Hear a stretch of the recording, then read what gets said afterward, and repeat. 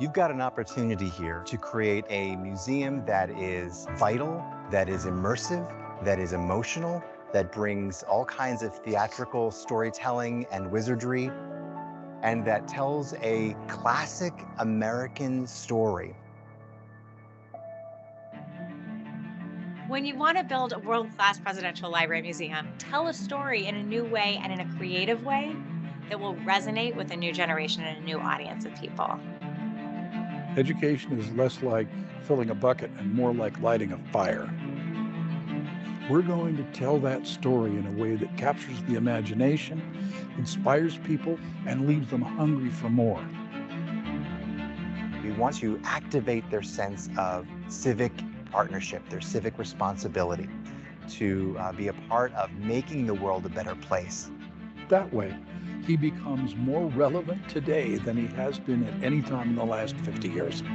I really believe that a museum like this can help call all of us to service to others and inspire us to see what we can do in our own lives. It's an opportunity for all of us to contribute and show our pride in having this presidential library in our state. We need your support to bring that story to life today for a contemporary audience using 21st century scholarship and 21st century showmanship. Come join our vision to share an Iowa treasure with the world and to empower others to lead an uncommon life.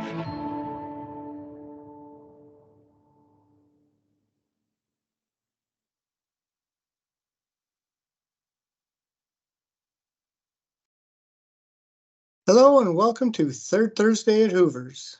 I'm Brad Reiners, the Communications Director for the Hoover Presidential Foundation. I want to thank you for joining us this evening. We have a very interesting program for you tonight entitled From Belgian Babies to UNICEF, the First World War, Children, and the Right to Food. As a reminder, we'll take your questions at the end of the presentation. You can enter them anytime by using the Q&A feature in the webinar window. We are recording this program so that you can replay it at any time or share it with friends and family. All of our webinars are saved on our website, hooverpresidentialfoundation.org, under the News and Events tab, Virtual Program Archive. Now, before we begin, I'd like to invite you to the Foundation's largest fundraiser, the Celebration Banquet. It's on October 27th in Cedar Rapids. The featured speaker will be Condoleezza Rice, 66th Secretary of State of the United States. Margaret Hoover, host of the PBS series Firing Line with Margaret Hoover, will have an armchair discussion with Dr. Rice, where you'll get to hear more of the personal side of her amazing career. Tickets are on sale now at the Foundation website. As I mentioned before, tonight's program is called From Belgian Babies to UNICEF. Our speaker is Tammy Proctor, a professor at Utah State University. She earned her PhD in history from Rutgers University in '95 and is a specialist in modern European and gender history with a special emphasis on the history of youth, gender, and conflict. Best known for her books Female Intelligence, Women in Espionage in the First World War, and Civilians in a World at War, 1914 to 18. She is also an expert in the history of international Girl Scouting, as well as Boy Scout and Girl Guide history in Britain. Now, more recently, she's published a book, World War I, A Short History, as well as Gender and the Great War, and An English Governess in the Great War, The Secret Brussels Diary of Mary Thorp. Her newest book, Saving Europe, on the history of U.S. relief in Europe during and after the First World War, is forthcoming in 2024 from Oxford University Press. So good evening, Tammy. Welcome to the program. Glad you're here tonight. Thanks. Thanks so much. Okay. Yeah, that looks great. Thanks. Well, first, thanks to Tom Schwartz for the invitation, and especially to Brad for his work arranging this event, and best of luck in the future. Also, I just want to recognize the Hoover Association for past travel grants. Much of this research came from their generous support and my trips to West Branch. So thanks to them, and thanks to the archive staff also at the library for everything they've done for me for many years. So let me just jump right in here. So on February 8th, 1915, two households in the tiny hamlet of Bléré, 25 kilometers west of Liège, delivered letters to their American delegate, Mr. Jackson. The first letter, from Mrs. Spranchet, expressed her thanks for the marvelous gifts she and her 6 small children had received from the Americans. With her husband serving in the Belgian army, she was having trouble feeding her kids. For her, the American feeding was one way to, quote, bring a little joy to her children. Her neighbors, Mr. and Mrs. LaHaye, also put pen to paper on February 8th. Their son was serving with the Belgian army, and they wanted to express their sincere gratitude for the lovely gifts that the Americans had sent to the Belgian people during this trying time. Letters such as these and expressions of gratitude that you can see in the exhibits at the Hoover Library in West Branch from Belgian school children form part of a little-known chapter in the history of World War I, when the United States helped facilitate a massive operation to import and distribute food to occupied Belgium and northern France. So between 1914 and 1924, so it's a decade that the U.S. was involved in this food aid business. But in this case with Belgium, between 1914 and 1917, the so-called Commission for Relief in Belgium transported more than 2.5 million tons of foodstuffs through submarine-infested waters to Rotterdam, and then by rail and canal into thousands of communities in German-occupied Belgium and northern France. This food fed more than 9 million people regularly. So this is an important part of just understanding the US's role in the First World War specifically. But tonight I want to talk about why this program had lasting consequences, not just for Belgium or the United States, but globally. So why Belgium? Let's start there. When the German army invaded neutral Belgium on August 4th, 1914, it faced a number of surprises, including a much more determined resistance from the small Belgian army than they had expected. After the advance stalled, an entrenched front stretching from the English Channel to the Swiss border had forced German military leaders to adjust to the possibility of not just a protracted war, but an occupation of a lot of territory. So they scrambled to put a regime into place, but at the same time, Belgian leaders realized that there was an urgent need to organize food distribution for the populace to avoid shortages or even possibly famine. This question of food scarcity was not an academic one, since the small nation imported much of its food and it had the highest population density in the world in 1914. Belgians appealed first to Britain, but the UK, which had begun to see a steady stream of Belgian refugees at its ports and who was itself fighting a war, was not in a good position to feed populations under enemy control.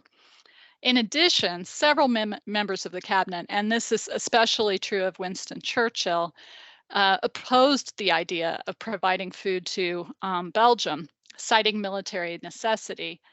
Churchill reasoned that if the Germans occupied Belgium, then they should be responsible for feeding Belgians. Herbert Hoover, an American engineer living in London, later characterized the British opposition in this way, quote, "If the Belgians starved, it would make trouble for the Germans and help win the war." And you can see the argument here. Hoover, however, and a few professional colleagues made a counter argument to the British and later to the Germans and the French. The reasoning they employed echoed emerging rhetoric about protection of civilians and emphasized the responsibility of the international community to feed the hungry and the innocent. So children really focus in here, not only the innocent Belgian citizens as they're portrayed in a lot of the media, but particularly children. What Hoover proposed in 1914 was for a still neutral United States, along with the Netherlands and Spain, also neutral countries, to support the Belgians who were prepared to distribute food. The neutral countries would ship the goods into the country and provide supervision to make sure that it only went to civilians, not to the German military.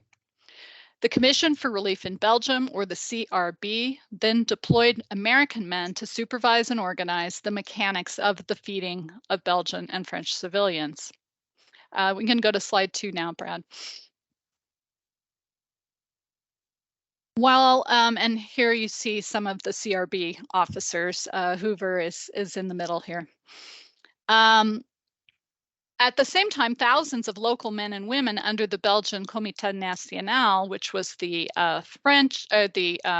the local organization, would perform the actual work of food distribution. So American supervisors working on shipping, making sure they were guaranteeing the food got to where it should be, organizing at a high level, and then local people distributing the food, and tens of thousands of local people, I should add.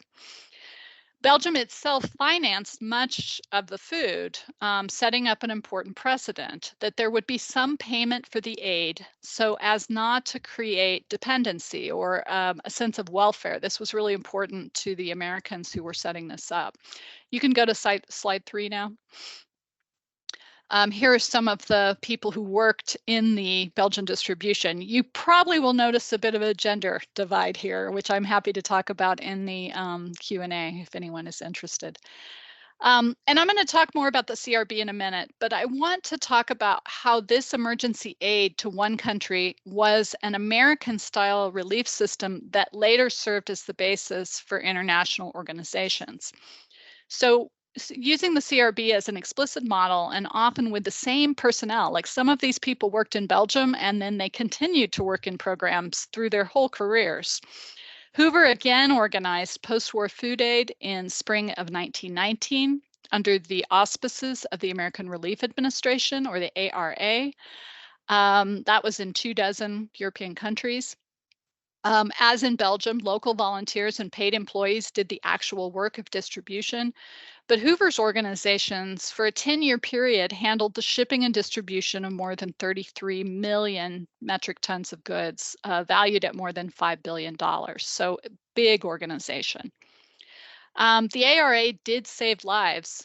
It also created a market for surplus food that American farmers had produced during the war emergency. So Hoover was head of the US Food Administration. There was a lot of stockpiled grain. And so it seemed to be kind of a win-win for him, right? There's a lot of grain. We could ship it to Europe where they need food. There's a lot of extra army rations. We could ship those to Europe where they need food, and at the same time stave off revolution and create a positive image of the US abroad, or at least those were the ideas. So what I'm arguing tonight, just in this short talk, is that the Belgian feeding programs of World War I made an indelible impression, not just in post-war Belgium, but in the United States and in international aid organizations in the 20th and 21st centuries. The precedent set up an argument both for the right to food and for the importance of children's health and welfare, especially. So the Belgian feeding tied food aid to the concept of political stability, especially during periods of conflict, and also created ways to feed the hungry, some of which are still with us. So the CRB had specific inheritors of its structure, its premises, etc. So next slide, please. One of the first ones, or one of the first inheritors, I suppose, is Belgium itself, where there's a long-term legacy of the CRB. On the one hand, the Belgian American Educational Fund was created out of the leftover money from the CRB, and it just celebrated its 100th anniversary just a few years ago, and it still provides money for exchanges between Belgium and the United States. Memorials to Hoover and the CRB exist throughout Belgium.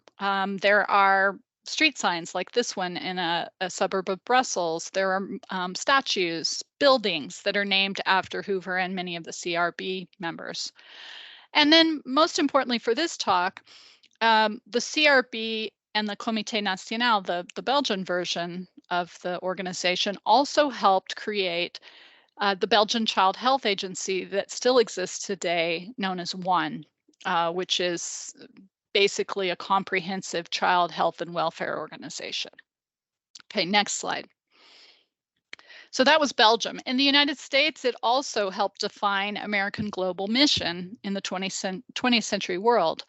So procedures that were developed in Belgium became the basis for American relief elsewhere, not only in the 1920s ARA, as you can see in the picture to the left here, or to my left, I guess, but also in reconstruction projects in Europe. So building projects like the American Library in Leuven in Belgium, and in post-World War II programs like the Marshall Plan. So it affected Belgium, it affected the United States. But what I want to talk about today is how it affected the international level, the experiences of helping to feed people in a much broader setting, and really in larger aid and development organizations. So next slide, please. So the CRB and the experience of feeding Belgium created a cohort of American men who saw themselves as experts in food aid and war relief. These men staffed the post-World War II relief and reconstruction agencies, most famously UNICEF and CARE, and I'll talk about both of those in a minute. These men often referred to the CRB as the model for how Americans should work in the world of humanitarians. So today I want to talk about this a little bit. I'm going to start by describing the World War I programs and the ARA of the 1920s, and then I'll use one case study of a single individual to show the impact I'm talking about. Okay, so the CRB depended on a formula that has become familiar in the history of humanitarian aid. Next slide, please. So here's the area that it covered. So it was the occupied zones of Belgium, not the operational zones. So some parts of Belgium were excluded. But the formula was that experts came together to survey the population to determine the food that people would eat, the calories, the level of need. And then once they had these surveys done, they would hand out ration cards with instructions for access to food, clothing, and other necessities. Next slide, please. Okay, so there's some examples of some of the kind of script or ration cards that were developed in Belgium. And you can see one of the distribution halls here too, with the big soup canisters. Experts continue to monitor the food levels, health, and efficiency, issuing reports and altering the food as necessary. They relied really heavily on modern advertising and also on scientists, specialists in nutrition, disease, social work. To raise funds and visibility for the program, there were aggressive media campaigns that focused on the plight of Belgium as a victim of German aggression. Next slide.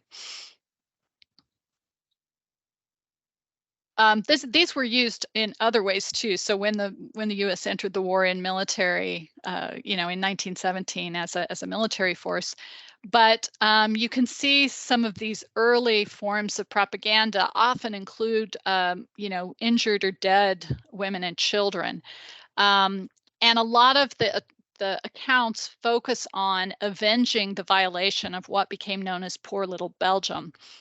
In addition to this special kind of advertising and media blitz, you also have a focus on raising money for Belgian food relief for children. So children become really important. Next slide.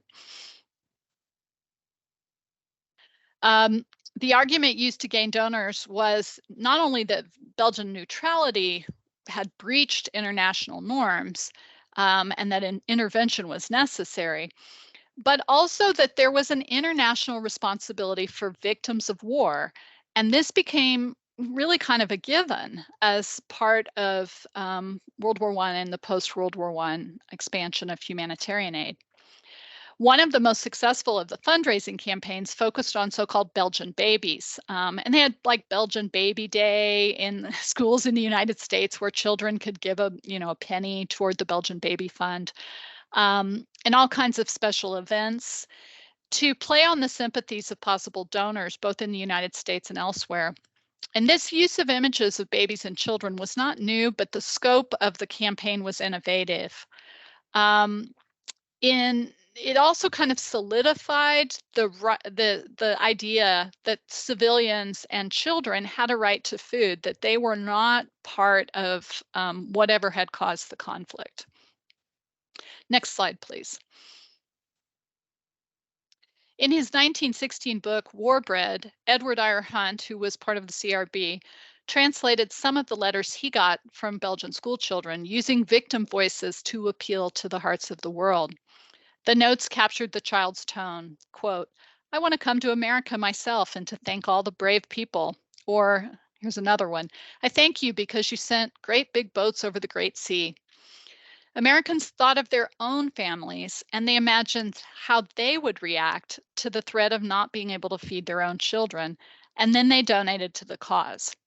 In return, they got expressions of gratitude that made the connection more concrete. And it's really interesting because, people gave money and then they saw through the media and sometimes through personal connections as well, the expressions of gratitude from Belgian people.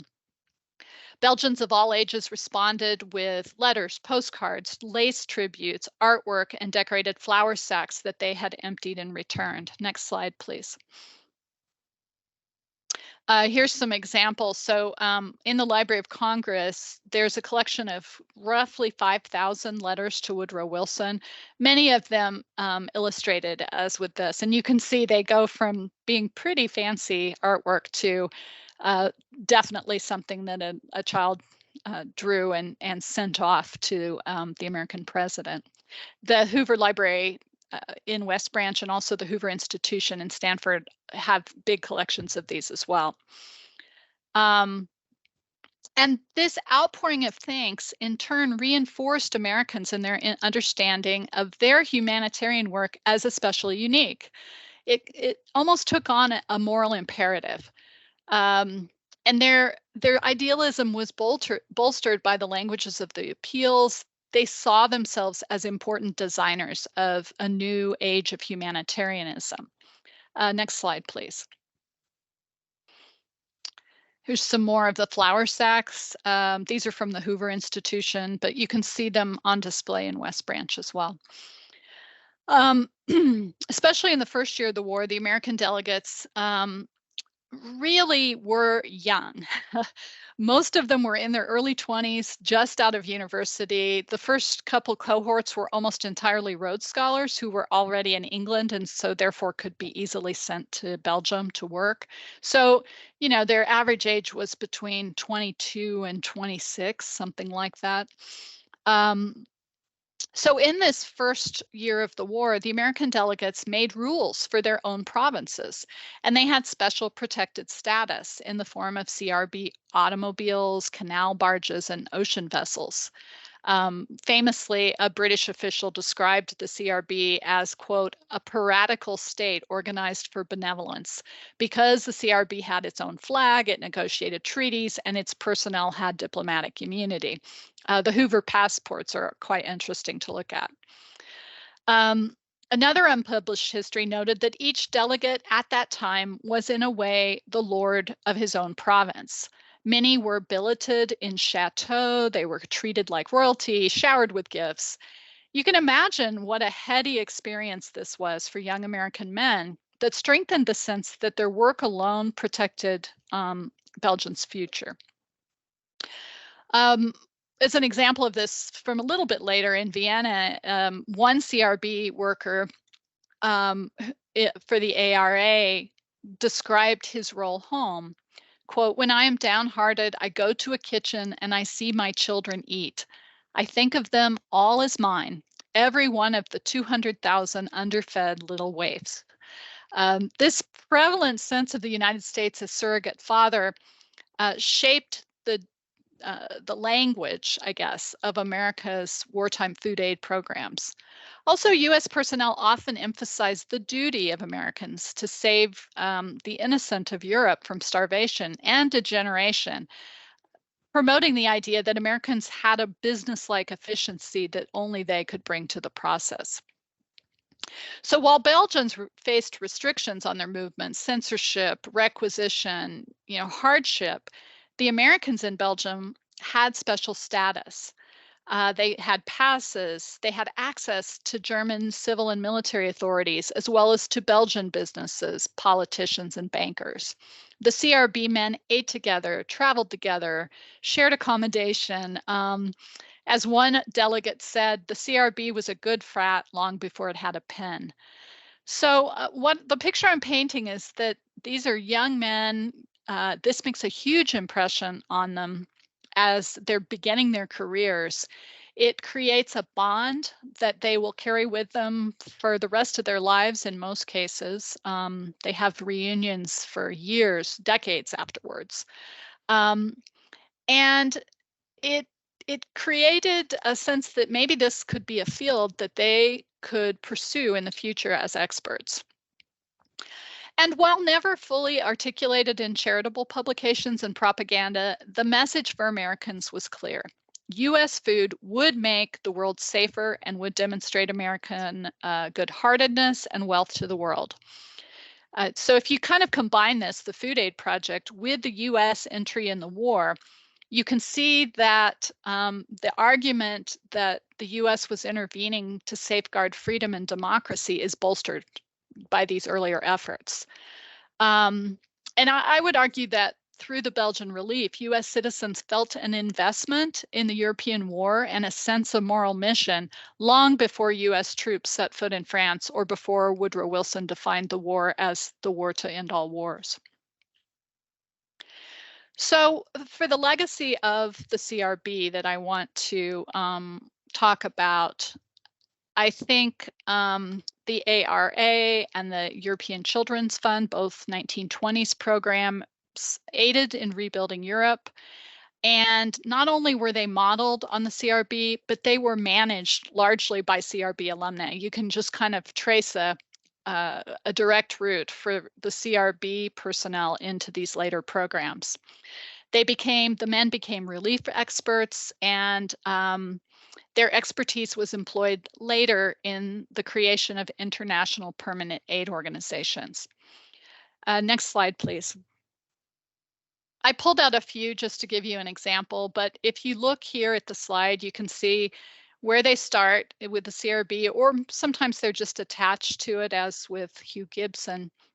He was kind of adjacent, I guess, to the CRB. And then you can see some of the organizations that they were part of that become important. UNICEF, their ambassadors, Rockefeller Foundation, the American Red Cross, CARE, the International Refugee Organization, and the list actually goes on. I've just given you a snapshot here. In fact, I just saw the movie Oppenheimer. I don't know if any of you've seen it, but Louis Strauss, who is featured prominently in the movie, got his start working for Hoover and in the food aid programs when he was a young man. So, you know, they show up all through American history. So as an example of this process that I'm describing, I want to give you the life of one man. And I will admit, is somewhat unique, perhaps, just in the extent of his impact. But I think he stands pretty well for this process of creating aid experts in Belgium that went on to shape world food politics. So the person that I want to talk about is Maurice Pate. Pate was born in 1894, graduated with degrees in physics and mathematics from Princeton University. So here's somebody who you don't necessarily think, okay, he's got a physics degree that he's going to, you know, become a food aid expert. In 1916, Pate entered food relief work as a member of the Commission for Relief in Belgium. Then he later worked in Poland as part of the ARA. During World War II, he was director of relief for prisoners of war for the American Red Cross. He served on a post-World War II famine survey with Hoover, and then was appointed the first executive director of the United Nations International Children's Emergency Fund, or UNICEF, in January of 1947. He remained at the head of UNICEF, and this is why I think he's unique, given his long-term impact. So he was the director of UNICEF from 1947 until he died in 1965, just a few months before his organization received the Nobel Peace Prize. So his career is extraordinary in many ways, but he also represents the influence, I think, and the impact of Belgian relief. Pate was a poor choice, I think, for the CRB when he was nominated in 1916. He spoke very little French and no Flemish, though you were supposed to know one of the languages at least well enough to get by. Pate's personnel interview speaks to his lack of suitability. Quote, Mr. Pate also has a habit of stammering when a trifle nervous, as he was in his examination, which made his attempts at French practically unintelligible. Despite this inauspicious beginning, Pate performed well in his work. As one official noted in 1917, do not worry about his health. And as for the boy himself, he has won the affection of everyone in the commission, and Mr. Hoover is particularly pleased with his work. This quality of Pate's is a constant theme throughout the rest of his career, and it fits well with a central ethos of the Hoover relief work. Finding the so-called right kind of man was a key. Regardless of age, prior experience, and skill, Hoover's organization chose young men and then molded them to the ethos of the relief work. So 22-year-old Pate was assigned to work in a district on the French border in the city of Tournai, which meant that there was much stricter control of his actions because of his proximity to the front. He saw himself as strictly neutral, and in his diary, he writes early on that he and his colleagues were neutral, quote, at least broad enough to understand the principles for which the opposed nations are fighting, and to know that our function is to serve, not to judge. But sometimes neutrality was difficult, as he found. And he struggled to see both sides. For instance, when the Germans during the occupation rounded up and deported Belgian men for forced labor, he struggled with it. He wrote reports, he wrote in his diary, but he also dined informally with his German military escort in order to understand his point of view. So you can see him kind of trying to be as neutral as possible. Pate also wanted to put himself in the place of the people whom he was serving, so he began a food trial in December of 1916, where he only ate food that the destitute of the population actually receive, such as soup, poor quality bread, and rice. He had to abandon the diet pretty quickly in order to function in his work because he was so hungry. So in short, this year in the CRB taught Pate a certain amount of empathy, but also the need to stand back from his feelings in order to serve as supervisor and efficiency expert. And I think most importantly, Belgium helped Pate to see how relief work could, quote, inspire a spirit of affection and appreciation toward America. And that was part of his worldview going forward. Next slide, please.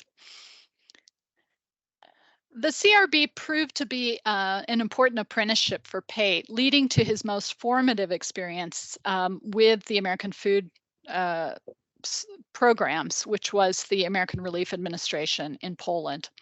He arrived during the worst of winter in January of 1919, and as he wrote to his parents, Poland was in much more dire straits than Belgium had been in 1917.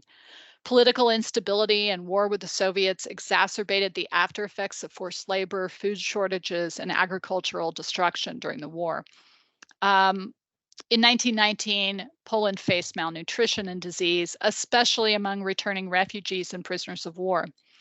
Pate wrote to his father early on of a visit to the city of Pinsk, quote, I have never seen sadder sights in the way of misery and hunger. Yet Pate also witnessed positive results over his time, largely because he stayed for 3 years in his role as director of children's relief. And that allowed him to sort of see the fruits of his labor.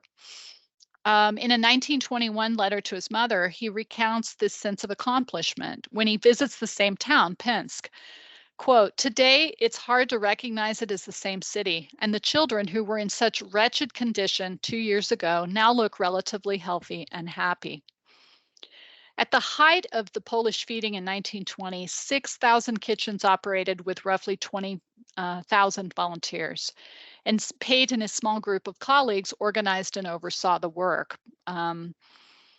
Beyond these kind of concrete results, the fact that he could actually see children improving, he also got lavish praise, not just from ARA officials, but also from Hoover.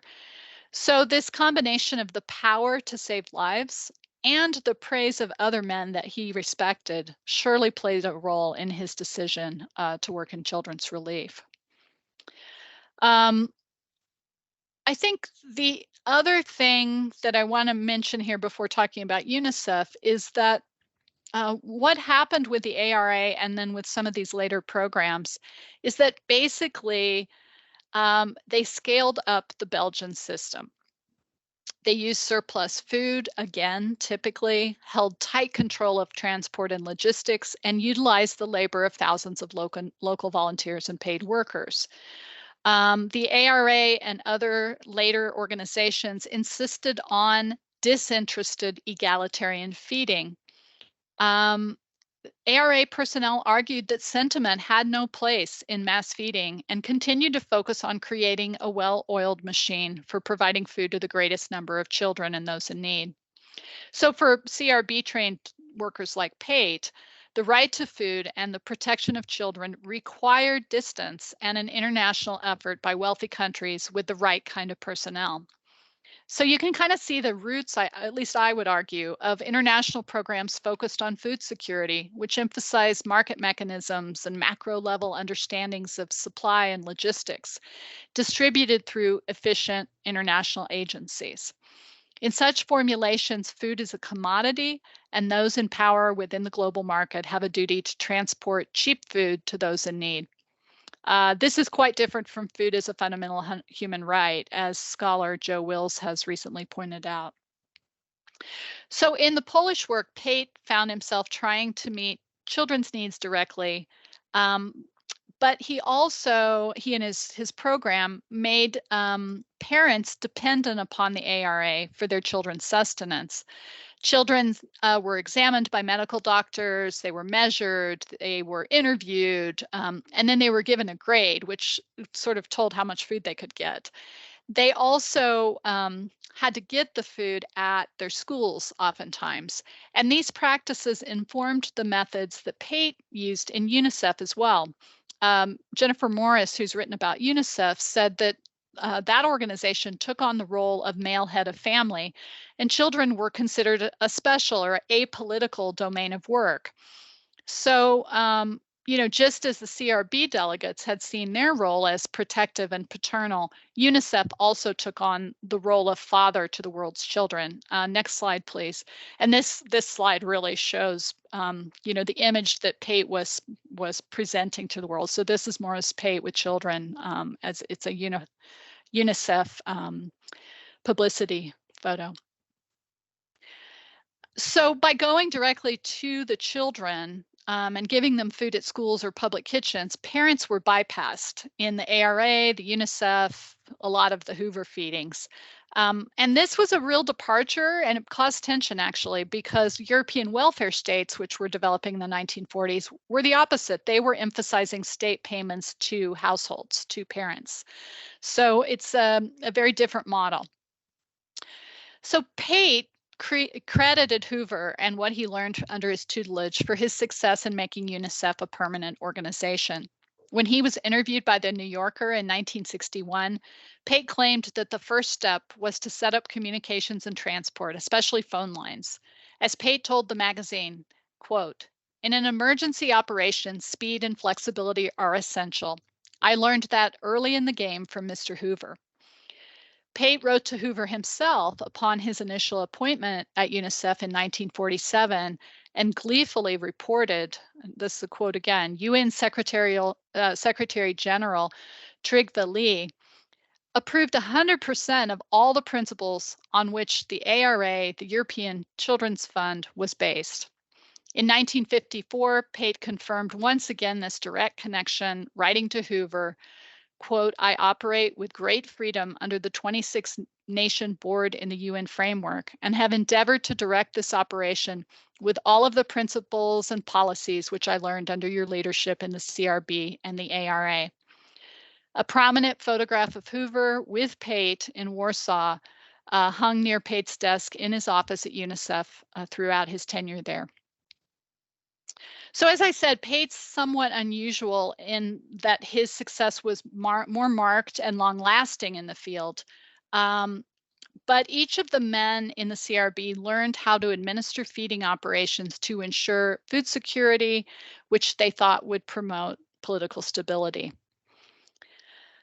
Diplomats, senators, directors of US agencies, these men shaped the future of US and international policy. Next slide. I'm going to wrap things up here. So what I've been suggesting is that the model for food aid in Belgium during the First World War continues today to define war relief and humanitarian food aid projects. Former CRB men helped found some of the most important permanent relief agencies of our modern world, including UNICEF and CARE.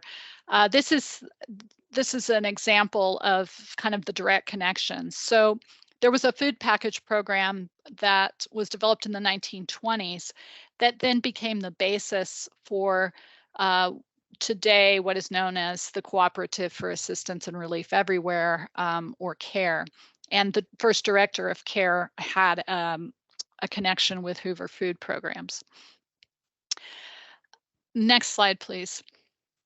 Assumptions about logistics, population surveys, feeding centers, ration cards, and expert supervision translated from the Belgian wartime experience into 1920s aid programs, to post-World War II temporary projects, and eventually to permanent aid organizations of the United Nations. Fundraising techniques used in Belgium still feature in modern advertising with the direct visual appeal of a child in need. There are other examples of this too, but I'm struck by some of the overlaps with how these are put together, from the CRB to the 1940s, and then to UNICEF later on. So to conclude, when I was at West Branch, it's been more than a decade ago, I heard a speech at the University of Iowa by the late Paul Farmer, who spoke about his organization, Partners in Health, which worked in Haiti after natural disaster struck there. And what I found really interesting is that he talked about how social justice and human rights really rely on two concepts, accompaniment and procurement, suggesting that these were ways to counter the limitations of other development models. That same day, I was in the archives at West Branch reading Hoover's writing, who talked about promoting peace through humanitarian work, but within a framework of expert guidance, accompaniment, and American supplies, procurement. Both of them were talking about partnership and about trying to get beyond mere charity. The way they ended up putting their programs together looked different, but I was struck by this sort of American assumption about the need for expertise. And Hoover's formula, US surplus goods, American expert supervision, distribution based on science and egalitarian determination of need, sophisticated fundraising, all of these became part of the basic formula for many US and UN programs later. Slide, please. Now, I think that what all of us probably need to think about is the limits of this model, and despite the fact that it's had longevity. Are these formulations of a century ago still working in a period when humanitarianism seems to be in crisis, as is evidenced from by evidence from Syria, Ukraine, and elsewhere? The dream of providing food security hasn't even been realized at a basic level. The UN's Food and Agricultural Organization estimated that more than 2.4 billion people faced moderate or severe food insecurity in 2022, and the numbers rising, especially with the war in Ukraine. So I think a lot of governments and scholars have begun to consider that older food models, like the one I've talked about, might need revision, which might also mean looking beneath the sort of altruism of modern humanitarian programs and thinking about new ways of operating. I've put one little wheel here on the last slide about the food sovereignty movement, which is a newer formulation that some people have promoted. Whether such a model could work or would work is unclear, but the call for creative ideas in promoting a universal right to food to ensure the future of the world's children and populations generally is one that I think nations are going to need to consider. So I'm happy to take questions. You can go to the last slide, Brad. And thank you.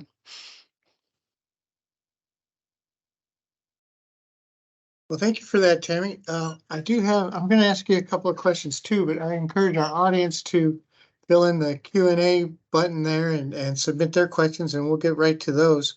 You know, Hoover was not always interested in taking a salary for his work and worried about getting paid for what he was doing to make sure that people were fed.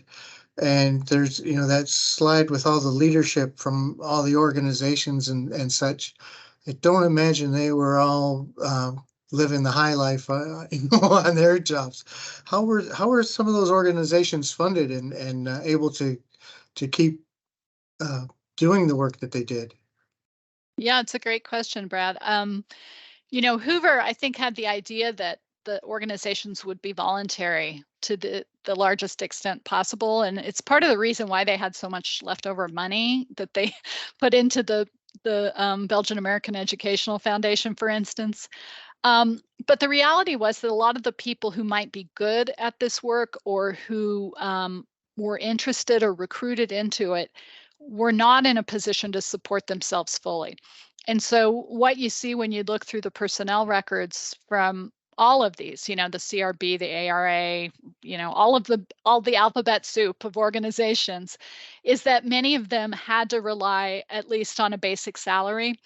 And much of that money by the 1920s comes both from fundraising and also from governmental sources. So there's a congressional appropriation for the first ARA, for instance. And then a lot of private organizations are paying for some of the other humanitarian aid.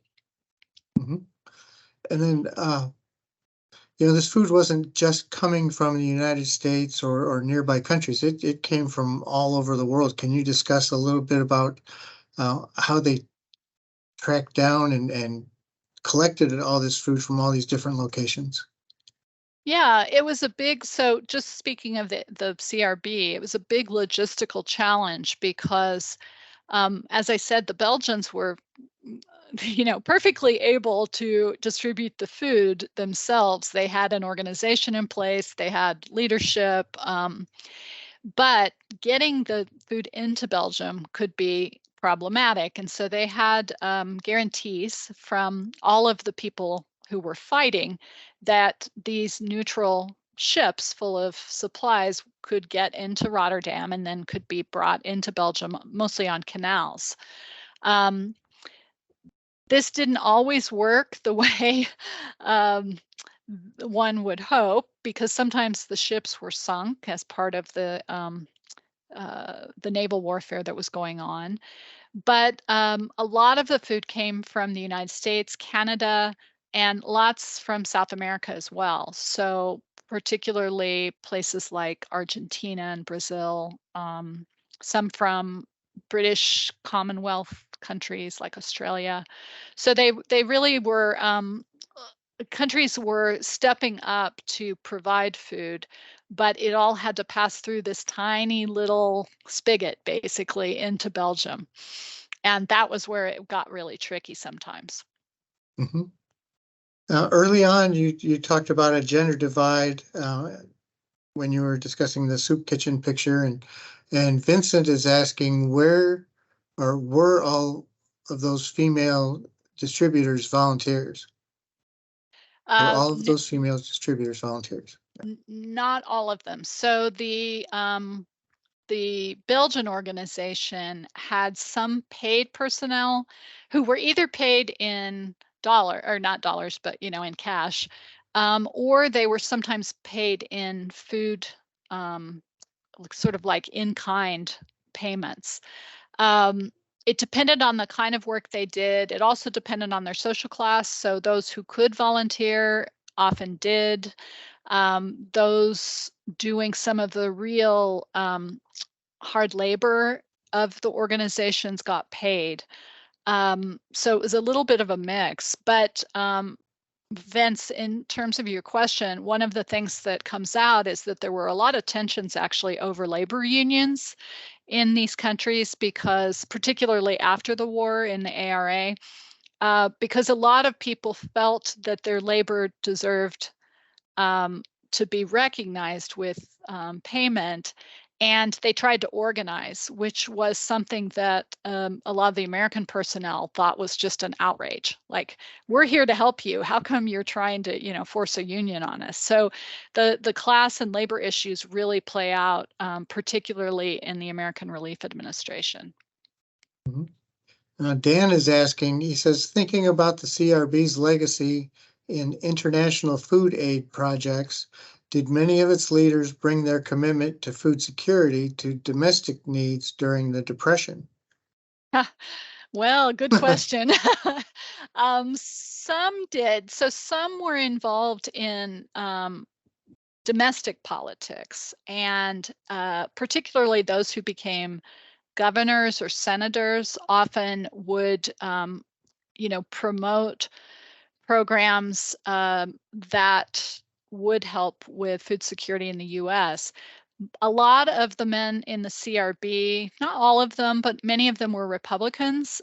They were Hoover Republicans, and that tended to be some of the people who diverged from that political party by the late 1920s who supported New Deal programs. So a lot of the really close Hoover associates were not necessarily administering New Deal programs in the 1930s, but were working through more private organizations or kind of behind the scenes. A lot of them were working in Europe again, actually, in the 1930s. So yeah, good question. A kind of a mixed message, I guess. Yeah, I've got kind of a two-parter for you. Okay. One is, looking through your list of books that you've done, you have a strong interest in World War I, early, 1900s and things like that. So what led you to that? And the second part is, how often do you see Hoover popping up in your research and things that are going on during that time period? Mm-hmm.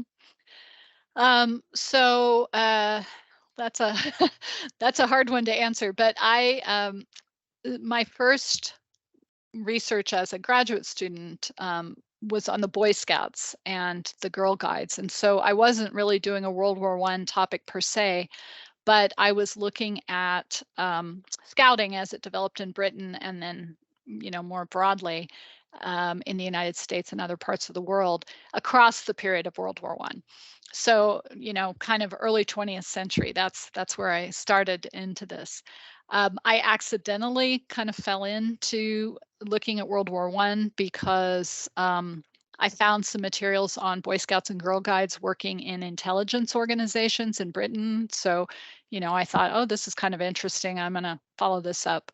And then I got sucked into, all of the interesting stuff going on with World War I, and particularly the question of civilians. And that's where I first encountered Hoover. I was doing a Fulbright in Belgium almost 20 years ago, and I started stumbling across these squares and streets named after Hoover, and it really didn't align with my understanding of Hoover from, growing up in the United States and the Depression and the Mississippi flood, and the way he functioned in the United States in those periods kind of seemed at odds with what I was seeing in Europe.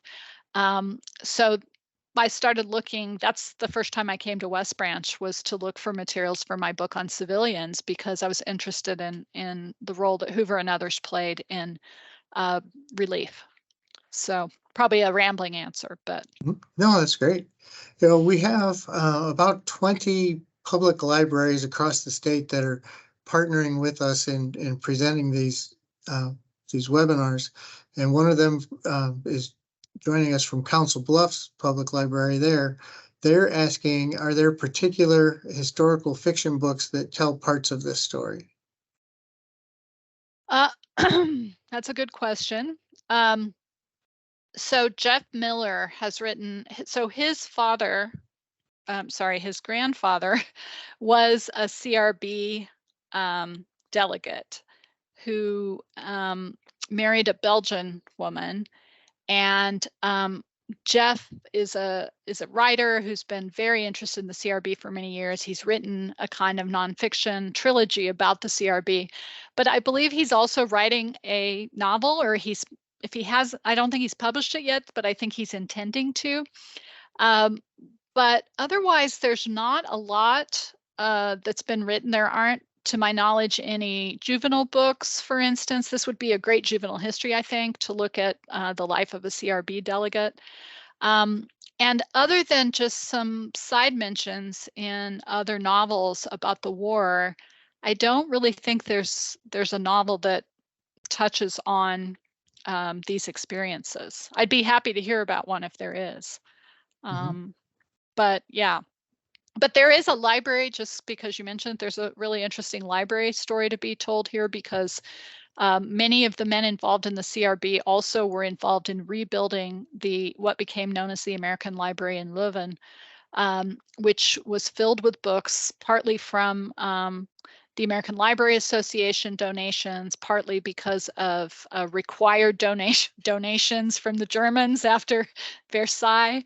And the libraries in the United States were hugely involved in that effort in the 1920s. So there's a really interesting library story here too. So as we draw closer to the end of the program, I'd like to ask you about your time here in West Branch. Was there a particular story that you learned or heard about Herbert Hoover? It's hard, I get tongue twisted over that. Herbert Hoover, that you know, it's just a favorite story of him, either growing up or something that he did, or you know, that you found in your research that you know is just always something that you remember and enjoy. Well, I learned about Hoover Ball when I was there, and that was I always wanted to come back to West Branch when they did the Hoover Ball tournaments, but I've never been able to, because that's just such an interesting and unique sport, I guess. And so that was really fun to learn about. And I guess also just being able to walk around and see the really sort of humble origins for Hoover and many of the West Branch, his contemporaries. You know, that was a hardscrabble life, I think. And then to follow the path on up to the gravestones of Lou and Bert is really, you know, it's kind of a tribute, I guess, to how, I don't know, it's ambition that gets you there too, but also luck. I mean, just thinking about the luck of being sent out to Oregon to live in a family, you know, and to have a chance to go to Stanford and to do those things was really, you know, it really strikes you, I think, when you go to West Branch. Thank you for that travel plug there. It's neat to work right here in the Hoover campus, and you know, I remember my first week of work, you'd see deer running, you know, past the windows, because it's in 180 acres, and when you're up there at the gravesite, you have a clear view down to his birthplace cottage, and it's kind of like, here's where it all started and where it ends, and it's just a beautiful place to come and visit. And Hoover Ball is played every year. We've played it for about 35 years, national championships during hometown days. So next year, it's going to be the weekend of August 10th, which will be his 150th birthday. One So of that, these years, I'm going to make it out there for Hoover Ball because I'm not sure I could actually play. It sounds hard, but I think it would be fun. yeah, those guys are really, and we, you know, we have a men's and women's division, and they really work hard for about 9 hours all day throwing those balls over the nets and Mhm. catching them and trying not to drop them. And it's an exciting game to watch. We have huge trophies, kind of like a Stanley Cup trophy with all the winners for the past 35 years. That's great. It's almost like a historical document to see who all those players were. And it's just a lot of fun and a great place to visit.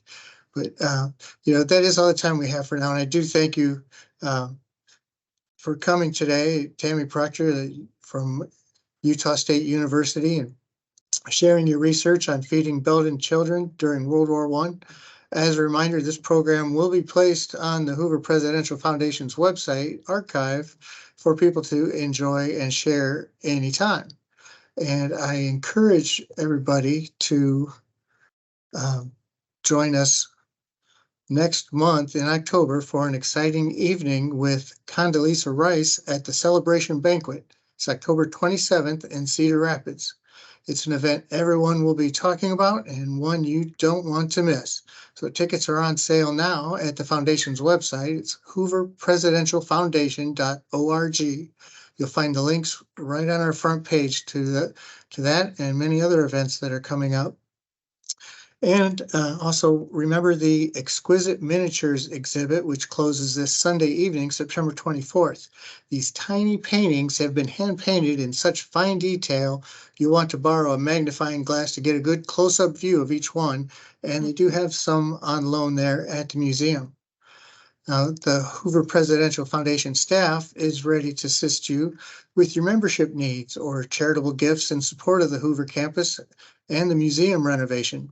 You can learn more about that and even show your support at timelessvaluescampaign.org. There's still time for gifts to qualify for the 25% Hoover state tax credit, which allows you to, you know, a portion of your 25% of your gifts to the renovation campaign goes, you can take directly off your state taxes. So it's a great opportunity to support the museum and to save a little bit on your taxes as well. So on behalf of all of us here at the Hoover campus and the participating public libraries, we thank you all for joining us and look forward to your next visit to the Hoover campus.